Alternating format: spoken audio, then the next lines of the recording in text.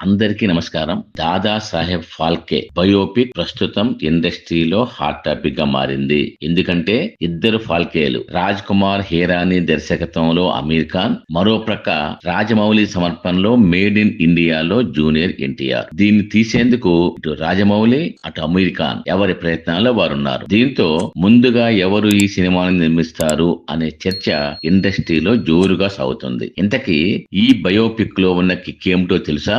ముందుగా 112 సంవత్సరాల క్రితం దాదా సాహెబ్ ఫాల్కే తీసిన మొదటి కదిలే సినిమా రాజా హరిశ్చంద్రన్ ను మీకు చూపిస్తున్నా.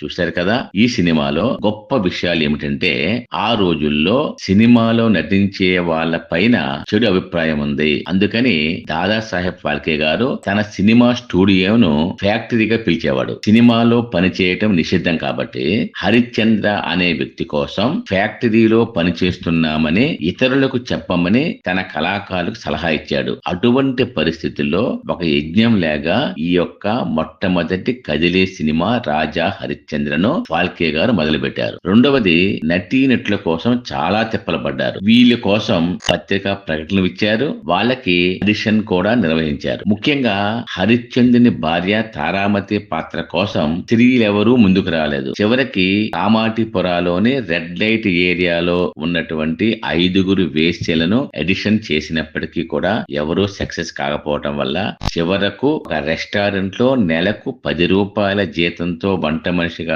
పనిచేస్తున్నటువంటి అన్నా సలుంకే అనే అతన్ని మరొక 5 రూపాయల జీతం ఇచ్చి తారామతి పాత్ర కోసం తీసుకొచ్చి ఈ సినిమాలో స్త్రీ పాత్రను పురుషుని చేత వేయించారు. మిగిలిన స్త్రీ పాత్రలన్నీ కూడా పురుషులే వేశారు. ఇంకొక గొప్ప విషయం ఏంటంటే ఈ యొక్క స్త్రీ పాత్రలు వేస్తున్న పురుషులు ఎవరూ కూడా తమ మీసాలు తీసివేయటానికి ఒప్పుకోలేదు. ఎందుకంటే సంప్రదాయం ప్రకారం మీసాలు ఎప్పుడు తీస్తారు అంటే తండ్రి చనిపోయినప్పుడు. అయినప్పటికీ కూడా ఫాల్కే గారు అందరినీ బతిమాలి బామాలి మీసాలు తీయించేసి స్త్రీ పాత్రల్ని పురుషుల చేత యాక్ట్ చేయించారు. చాలా చాలా కష్టపడి. అంతేకాకుండా హరిశ్చంద్రుడు తారామతి యొక్క కొడుకు లోహితాస్యుడు ఈ బాలుడి పాత్రను వేయటానికి కూడా ఏ ఒక్క తల్లిదండ్రులు అంగీకరించలేదు. కారణం ఏమిటి అంటే ఈ బాలుడు అడవిలో ఉంటూ చివరికి చనిపోతాడు సినిమాలో. కాబట్టి అటువంటి పాత్ర మాకు వద్దు అని అందరూ తిరస్కరించడం వల్ల చివరికి ఫాల్కే గారు తన పెద్ద కుమారుడు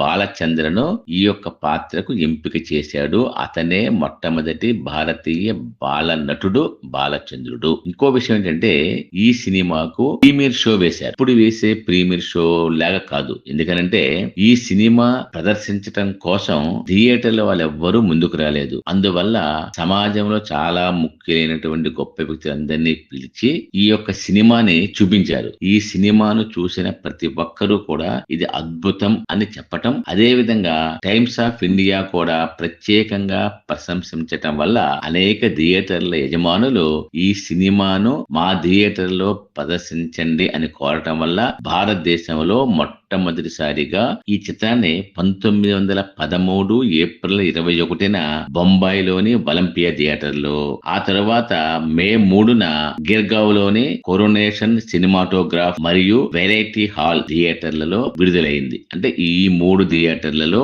ఈ సినిమా విడుదలై విజయవంతం అయిన తర్వాత దేశంలో అనేక థియేటర్ల వాళ్ళు ఈ సినిమాను మా ప్రాంతాల్లో ఆడించమని కోరటం వల్ల ఈ సినిమాను గుజరాత్ లోని సూరత్ లోని నవాబీ థియేటర్ లో ప్రదర్శించడానికి ఫాల్కే ఒప్పుకొని అక్కడ ఎవరో డిస్ట్రిబ్యూటర్ లేరు. అదే విధంగా సినిమా ప్రొజెక్టర్ ని ఆపరేటర్ ని కొంతమంది సహాయకుల్ని కూడా ముంబై నుంచి సూరత్ కి తరలించారు. అయితే ఈ సినిమా సూరత్ లో నవాబీ థియేటర్ లో మొదటి షోకు వచ్చిన కలెక్షన్ 3 రూపాయలు మాత్రమే. వెంటనే సినిమా థియేటర్ యజమాని ఈ సినిమాను ఆపివేయమని కోరినప్పుడు కాదు అని చెప్పి ఈ సినిమాని ప్రమోషన్ చేయటం కోసం కోసం సూరత్ లోని 4 రోడ్ల కూడలిలో ఆ సినిమా నటులతోనే కొన్ని సన్నివేశాలని బహిరంగంగా సినిమాని ప్రమోషన్ చేశారు. దీనికి మంచి స్పందన వచ్చి ఆ తరువాతి రోజు మొదటి సినిమాకి వచ్చిన కలెక్షన్ 300 రూపాయలు.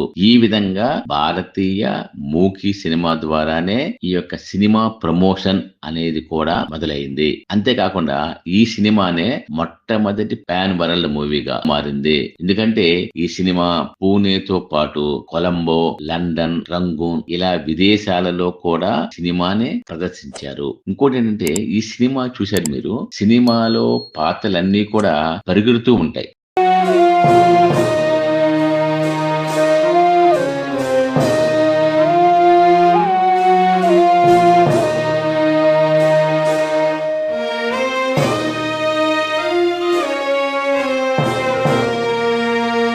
కారణం ఏంటంటే అప్పట్లో ఉన్నటువంటి సినిమా ప్రొజెక్టర్ సెకనుకి 16 నుంచి 18 ఫ్రేములు మాత్రమే తీస్తుంది. ఇప్పుడు అడ్వాన్స్ గా వచ్చిన ప్రొజెక్టర్ వేగం సెకనుకి 24 ఫ్రేములు. అందువల్ల ఈ సినిమాలో ఉండేటువంటి పాత్రలన్నీ కూడా వేగంగా కదులుతూ ఉన్నట్లుగా మనకు కనబడుతున్నాయి. ఇంకోటి ఏంటంటే ఈ సినిమా తీయటం అప్పట్లో మొట్టమొదటిసారి కాబట్టి అవుట్డోర్ సినిమా సిబ్బంది మొత్తాన్ని కూడా అరెస్ట్ చేశారు. సినిమా తీస్తున్నప్పుడు చూడండి ఎన్ని సినిమా కష్టాలు ఉన్నాయో.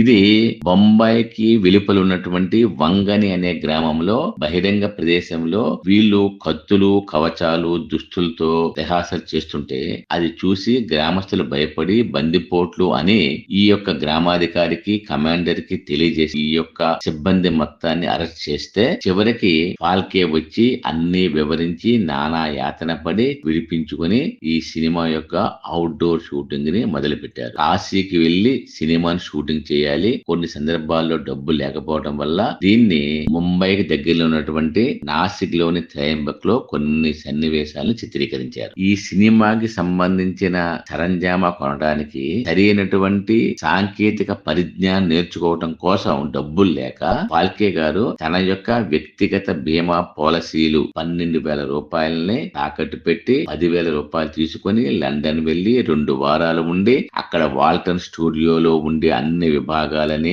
వాటి పనితీరుని పరిశీలించి కెమెరాని, ఫిల్మ్ని కొనుక్కొని భారత్ కు వచ్చి ఈ ఫాల్కే ఫిల్మ్ కంపెనీని 1912 ఏప్రిల్ 1న ప్రారంభించి ఒక్క సంవత్సరానికే సినిమా తీసి ఔరా అనిపించారు. అంతేకాకుండా అసలు ముందు సినిమా ఎలా తీయాలి అనే ఉద్దేశంతో ముందుగా రోజుకి 5 గంటల పాటు ఈ లెన్స్ పైన కొవ్వొత్తి కాంతిని కేంద్రీకరించి గోడపై ఈ యొక్క సినిమాని ప్రొజెక్ట్ చేస్తూ రోజుకి 4 నుంచి 5 గంటల పాటు సినిమా చూసేవాళ్ళు. దాదాపు ఈ విధంగా 6 నెలల పాటు చూడటం వల్ల కంటి చూపు పోయింది. కంటి చూపు పోతే చివరికి ప్రత్యేకించినటువంటి ఒక కంటి డాక్టర్ ప్రభాకర్ వచ్చి ప్రత్యేకమైన చికిత్స ద్వారా చాలా వరకు కంటి చూపుని తిరిగి రాబట్టగలిగారు. కష్టాలు పడి చివరికి ఆడవాళ్ళు ఎవరూ లేకుండానే మగవాళ్లతోనే ఆడపాత్రలు వేయించి ఈ సినిమాకి స్క్రిప్ట్, దర్శకత్వం, ప్రొడక్షన్ డిజైన్, మేకప్,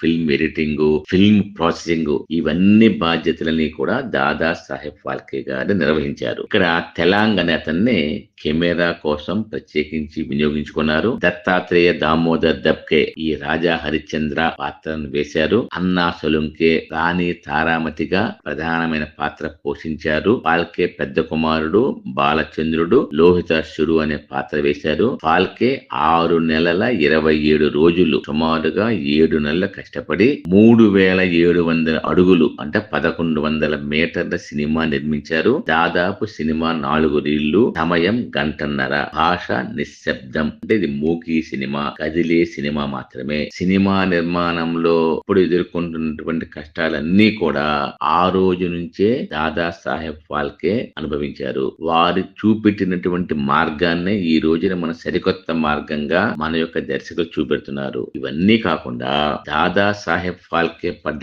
కష్టాలు, తపన చూస్తే మరో పాన్ ఇండియా మూవీకి సరిపడే సరంజామా కనబడుతూ ఉంది. ఇప్పుడు నేను మీకు చెప్పింది మొదటి సినిమా రాజా హరిశ్చంద్ర సినిమా తీయడం కోసం పడ్డ కష్టాలలో కొన్ని మాత్రమే చెప్పాను. ఏమున్నాయంటే ఇంకా ఈ సినిమాలో వారు పడ్డ కష్టాలు, తపన, సంఘటనలు, భావోద్వేగాలు, అనేక మూకీ సినిమాలు తీశారు. అదే విధంగా ఒక టాకీ సినిమా నిర్మించారు. ముఖ్యంగా తాను సృష్టించిన భారత్ లో మొట్టమొదటి మూకీ చిత్ర పితామహుడైనటువంటి వీరిని పిలవకుండా వీరు ప్రేక్షకుడుగా ఉంటున్నప్పుడు మూకీ చిత్రాల రజతోత్సవ వేడుకలు బొంబాయిలో జరిగాయి. అప్పుడు వీరు కింద ఒక ప్రేక్షకుడిగా ఉన్నారు. చివరికి దుర్భర దారిద్ర్యంలో, చాలా పేదరికంలో మరణించి ఇలా ఎన్నెన్నో అంశాలు ఉన్నాయి. ఇవన్నీ కూడా మరో ఎపిసోడ్ లో చూద్దాం.